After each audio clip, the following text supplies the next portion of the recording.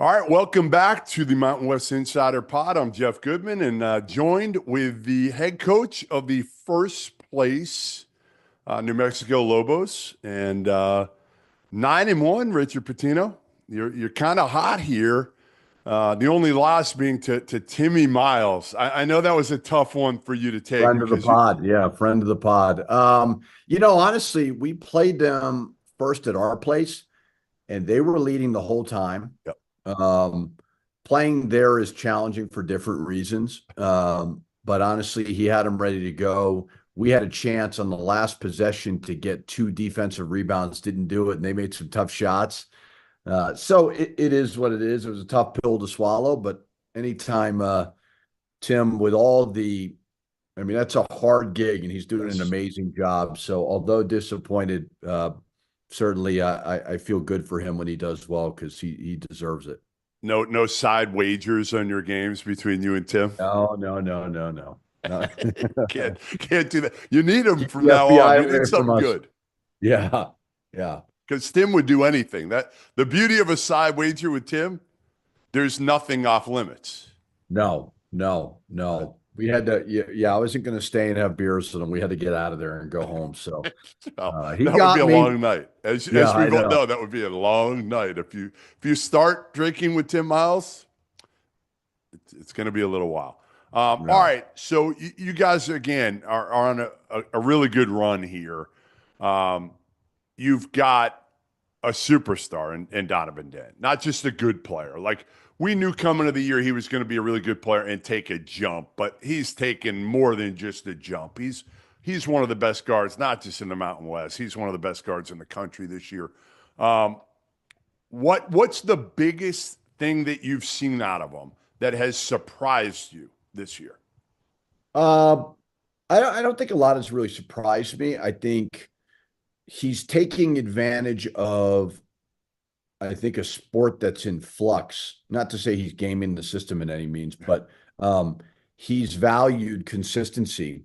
He's not transferred a million times, and where you're playing all these teams where they don't have a lot of veterans. So I think you're seeing the value in staying someplace Yep. because freshman year was good. Sophomore year was even better, all conference, and now he's just comfortable. He understands the system. So I just think just the fact that he hasn't bounced around has been very beneficial to him. Learning from Jalen House, Jamal Mashburn Jr.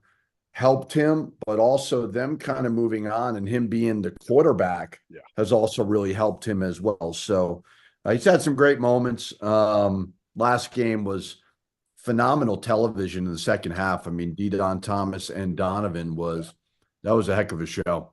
Those are two elite and exciting guards to watch. Yeah. Yeah. I mean, the Mountain West, and we've talked about it, but Mountain West is great television, man. It really is. It's kind of, I know we're out West and, I'm an East Coast guy too, but a lot of our games are on late. Like the Saturday one versus UNLV was not, but they're very, very entertaining.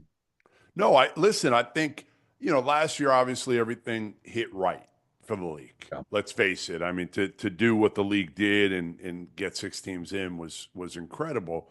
And I think there was a lot of lead up to it. You're not Yeah. getting the same lead up, but I still think there's multiple teams in this league that have put themselves in position to certainly get at large bids. You're one of them, and I'm not sure Yeah. people thought that going into the year. Utah Yeah. State, nobody thought this. I mean, you got Yeah. them. You got a week to prepare for them now, right? You go to Logan on Saturday. Yeah. I mean, no, you could say you saw this coming because the way the program has been over the last few years. But again, nobody saw this coming with I think people thought like it's got to end at some point with a new coach. For Utah State. Yeah. Yeah. I mean, I think Utah State's one of those places where um, the place recruits a certain type of player that really plays, for the front of the jersey, like a kid like Falslev. I know he's from kind of that area. He's a terrific, terrific player. You get a kid like Ian Martinez to stay, Yep. which is great. I mean, so they've got good, talented players. Like Jared's done a really, really good job, but they've also got like terrific players and a phenomenal home court. I mean, you saw it last year Yeah. where you saw both of our places. So, uh, it'll be a tough challenge. I'm not surprised that Jared's kind of come in and hit the ground running. He does a great job. I really like him a lot. I've gotten to know him, and he's just plays a unique style with their zone. Um, but it's just a very, very tough place to play. So for us, I didn't know what we'd be when we lost JT on the last day of the portal. We were kind of under the assumption that he was going to go NBA or come back. And we all kind of assumed wasn't quite ready for the NBA, and maybe one more year with us, and then he'll be that. So I don't begrudge him. It's more the system. He doesn't owe us anything. Like I always say, people that get mad, like he was Mountain West Freshman of the Year. He helped us go to an NCAA tournament. He won us a Mountain West tournament championship. Like he made this place better. So more power to him. So it's helped to have the returners play well. Donovan's obviously played terrifically. Nelly, if the season ended today, which it won't, would be an all-conference player. Mustafa Amzil's been good, and True Washington's been good. So you need to, as much as you can retain, it's huge.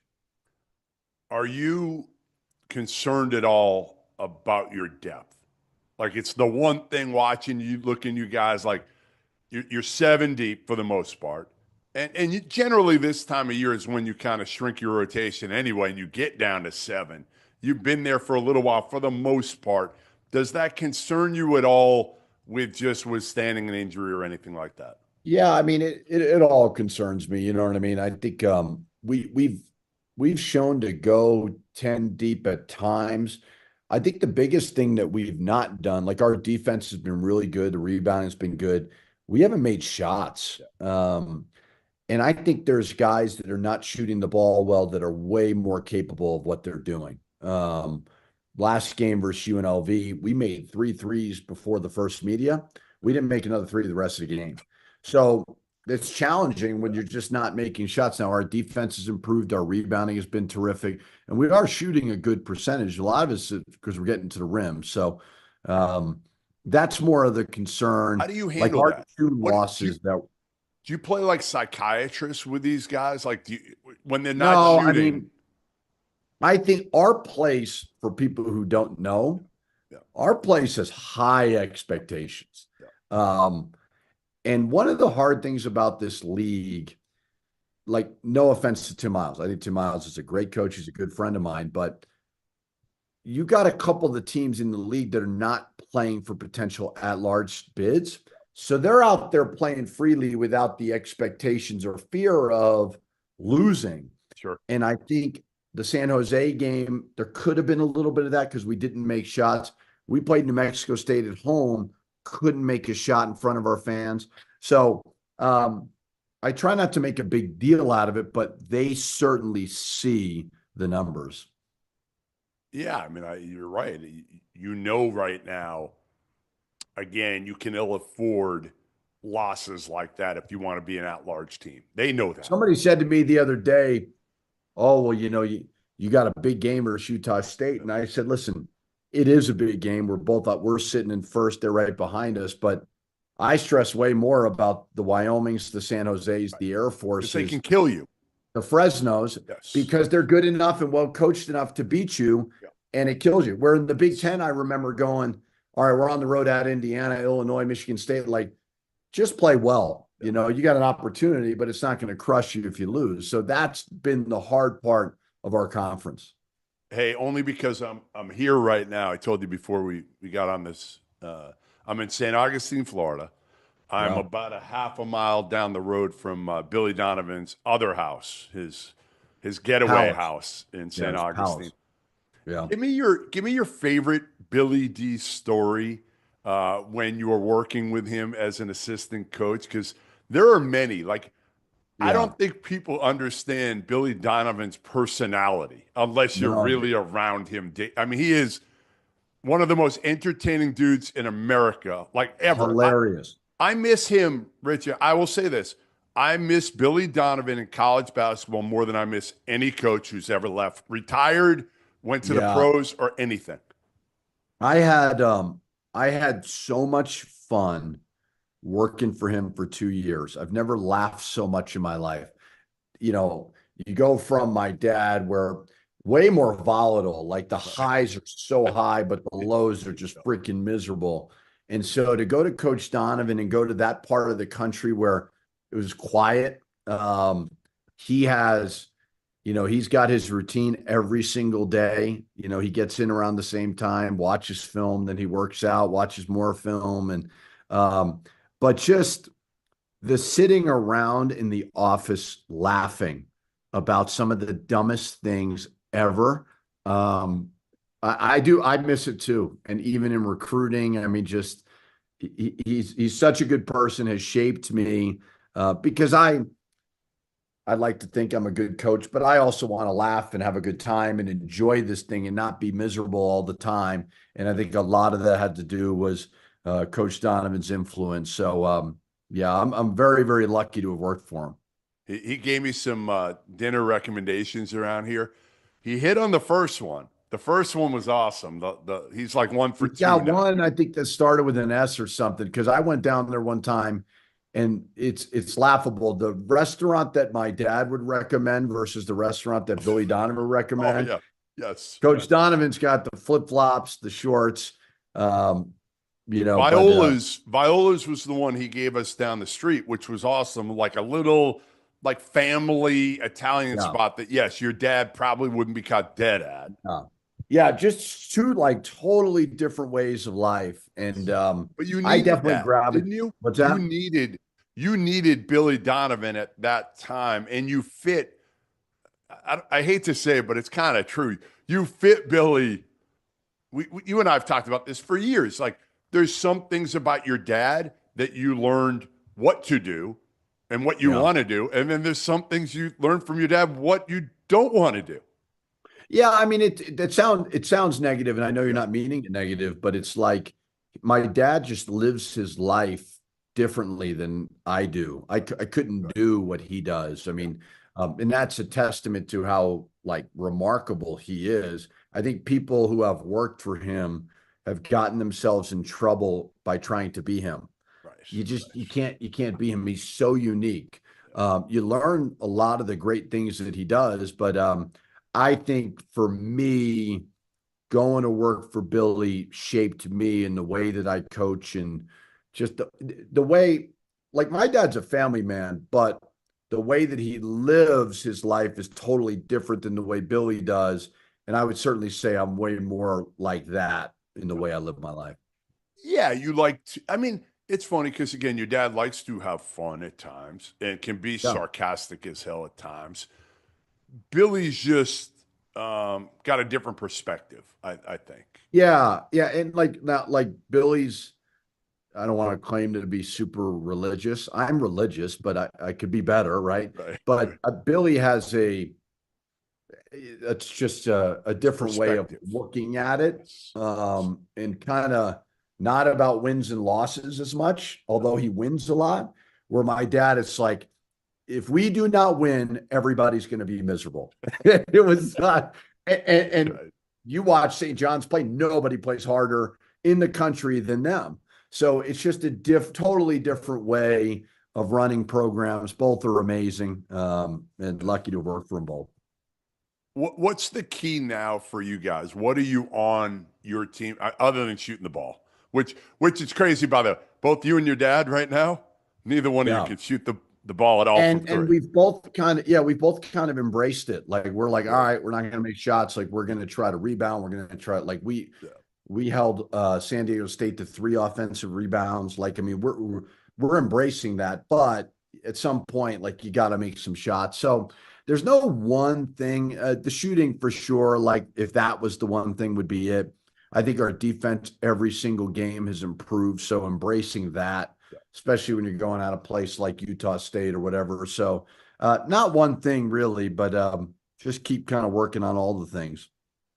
What do you do in a week like this? You know, you have all week to prepare for Utah State. Is this a positive, or is this something where you'd rather, you're hot, you've won 10 of 11, you'd rather play another game this week early? No, we needed a break. We hadn't had one. So we took Sunday and Monday. We played at UNLV Saturday, came home late Saturday night, took off Sunday and Monday, and then we'll just dive in today. Ideally, I'd like to be a little bit longer and harder earlier and then ease up to it for the game so that we're fresh and ready to go. Um, like I said before, they play a unique matchup zone that we have not seen.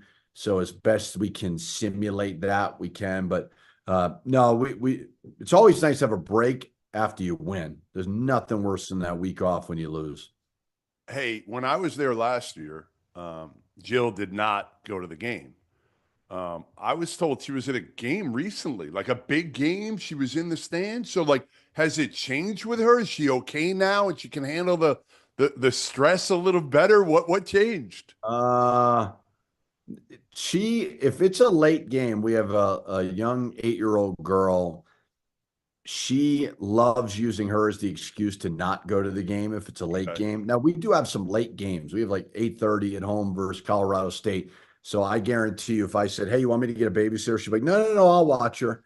Um, but yeah, no, she's getting better. I always try to explain to her like, "Hey, you do not impact the game. Like where you sit, where you stand, none of it really matters."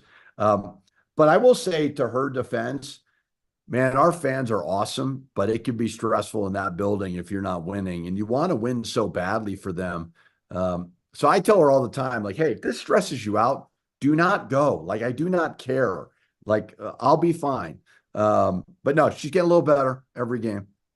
Has she ever gotten into it with any fan at any arena where you've coached? Because I don't know if you No. saw this the other day. Brad Beals, which I know again went to Florida, so there's a little bit of a connection there. I don't know if you saw his wife got upset because some fans, they have young kids, and I love Brad Beal, one of my favorite Yeah, kid he's a good guy. players ever, Yeah. and they were getting on him saying trade him, get Jimmy Butler, whatever, yelling, screaming, and like he's got young kids, and she had to take the Yeah. kids out of the building because it got so bad. Has that?